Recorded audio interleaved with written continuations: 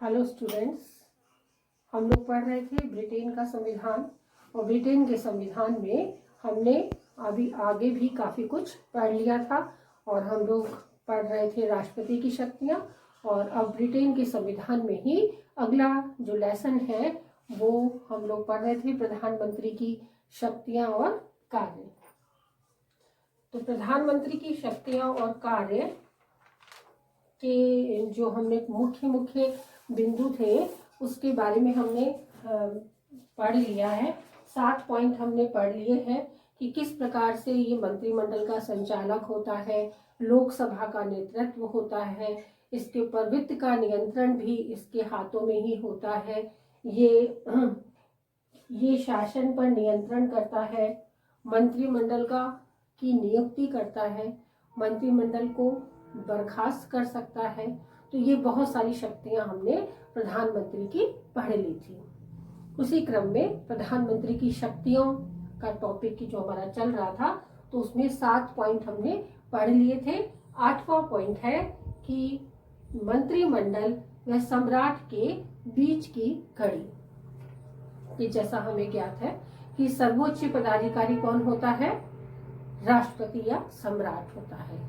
तो सम्राट जब भी कोई कार्य करता है वो प्रधानमंत्री को कहता है और प्रधानमंत्री अपने मंत्रिमंडल की सलाह के बिना कोई भी कार्य नहीं करता है। तो प्रधानमंत्री और मंत्रिमंडल और सम्राट इन सब के बीच में प्रधानमंत्री है, इधर सम्राट है और दूसरी तरफ क्या है? मंत्रिमंडल।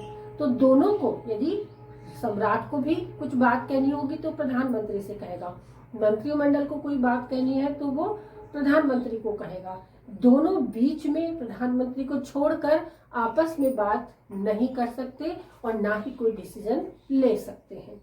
इसका अर्थ ये हुआ कि मंत्रिमंडल और सम्राट के बीच की एक मजबूत कड़ी के रूप में प्रधानमंत्री उपस्थित है और उसने अपनी उपस्थिति का वर्णन, जो व्याख्या है, उसकी शक्तियों की जो व्याख्या है वो भी बड़ी मजबूती से ही होती है। तो प्रधानमंत्री सम्राट का मुख्य परामर्शदाता होता है। वह मंत्रिमंडल के निश्चयों व शासन संबंधी सूचनाओं को भी सम्राट को भेजता है और उस पर सम्राट की जो प्रतिक्रियाएं हैं उन प्रतिक्रियाओं से मंत्रिमंडल को भी अवगत कराता है। अब यह परंपरा विकसित हो चुकी है कि कोई भी मंत्री सम्राट से भेंट प्रधानमंत्री की सहमति के बाद ही कर सकता है। कि जो भी कोई कार्यवाहियां होती है मंत्रिमंडल की, वो मंत्रिमंडल की कार्यवाहियों को प्रधानमंत्री ही सम्राट तक पहुंचाता है और सम्राट तक पहुंचाने के बाद वही उन सारी की सारी सूचनाओं को सम्राट तक पहुंचाता है। फिर सम्राट ने उस पर क्या प्रतिक्रिया दी है वो मंत्रिमंडल को बताता है। तो इसीलिए प्रधानमंत्री मंत्रिमंडल व सम्राट के बीच की एक मजबूत कड़ी है। अगली शक्ति है आपातकालीन शक्तियां। तो हमें ज्ञात है कि सम्राट के पास आपातकालीन शक्तियां होती हैं। हम भारत के संविधान में उसे पूर्ण रूप से पढ़ चुके हैं कि राष्ट्रपति की आपातकालीन शक्तियां 3 होती हैं। वो अनुच्छेद 352, 356 और 360 वाली वही बात जो हम पढ़ते हैं कि शक्तियां तो सम्राट की है लेकिन प्रयोग कौन करता है? प्रधानमंत्री करता है। तो प्रधानमंत्री के पास भी कुछ आपातकालीन शक्तियां होती है। युद्ध, हड़ताल व आर्थिक मंदी जैसी स्थितियों में संसद सरकार को व्यापक शक्तियां प्रदान करती है।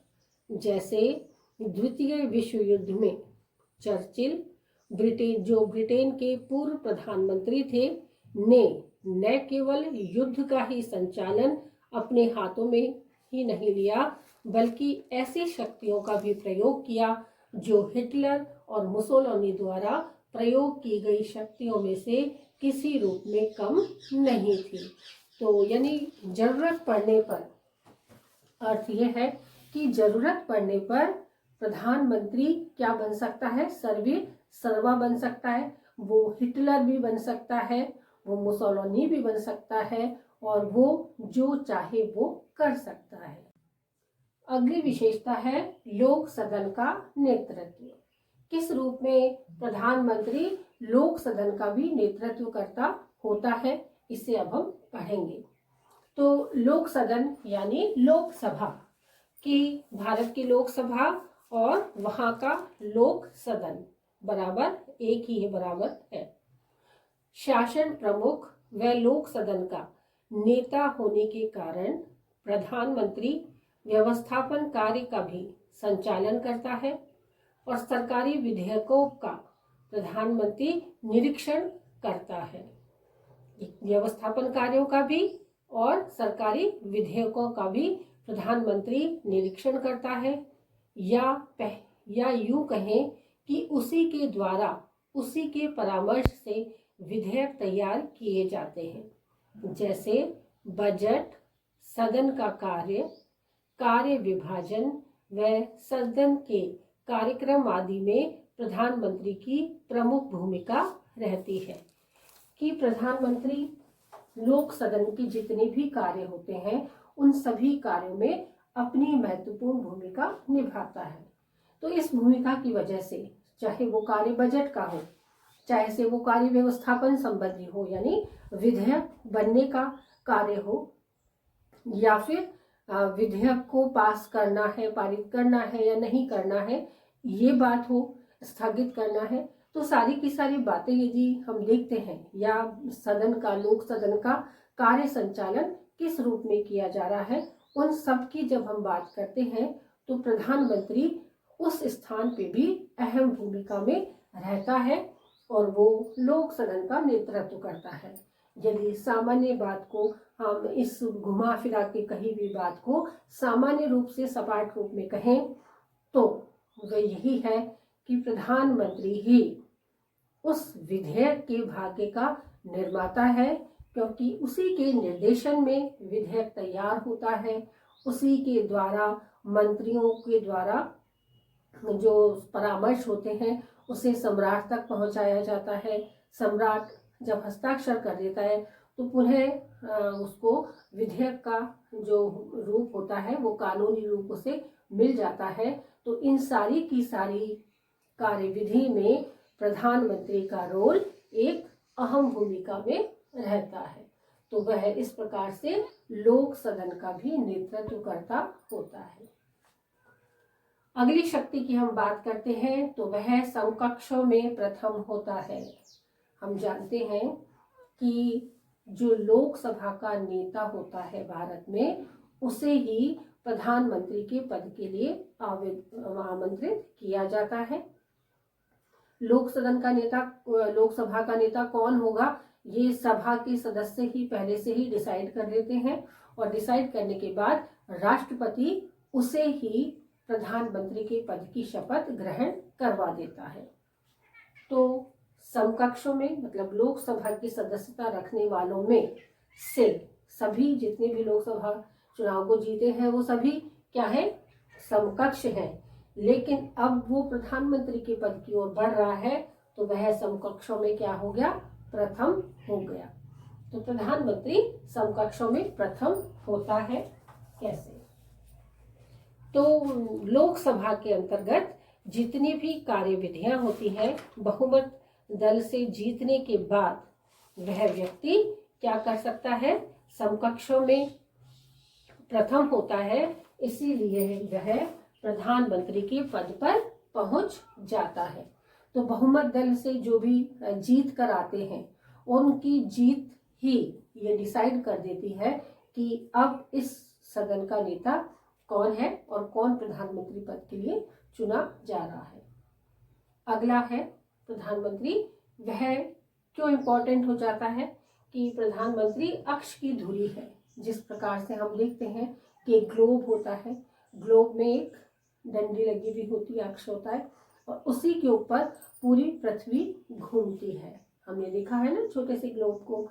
तो वो ग्लोब की तरह ही प्रधानमंत्री भी क्या है, वह अक्ष की धुरी के समान ही कार्य करता है, जिस पर समस्त विभाग, समस्त मंत्रिमंडल और सभी प्रकार की शासन की विधियां, शासन की जितने भी कार्य हैं, जितने भी शासन की कार्य संचालन की विधियां हैं, वो सभी कुछ प्रधानमंत्री के इर्द गिर्द चक्कर लगाती रहती हैं।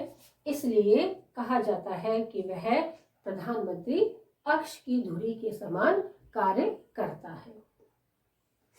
अगली शक्ति है पदानुसार उच्च उत्तरदायित्व।